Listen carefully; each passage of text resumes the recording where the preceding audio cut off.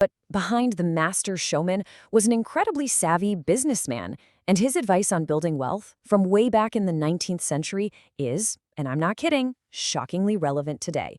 He called them his golden rules for money getting, and they start with a problem that feels very, very modern. And this quote right here, this is the whole thing in a nutshell. Barnum was convinced that making money, especially in America, was actually the easy part. The real trick, the true art, wasn't in getting the money, but in keeping it. And that is the problem he set out to solve. We're going to start with that core challenge, just holding on to your money.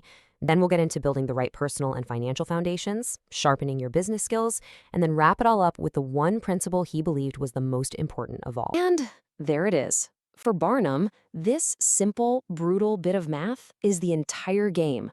The line between happiness and misery is razor thin. It's all about spending just a little bit less than you earn. And yet, he says, this is the very first hurdle where most people just completely stumble and fall. How do you make sure you're on the right side of that equation? Nope. It starts with you. You have to build the personal pillars of success first, because a shaky personal life can never, ever support a strong financial one.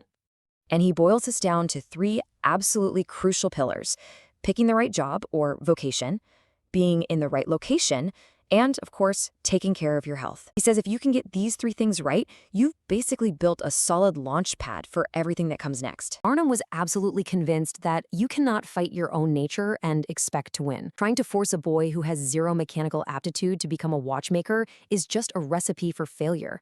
The kid will be working uphill his entire life, finding any excuse to slack off because the work itself is just repulsive to him. And this brings us to what he saw as the absolute bedrock of success.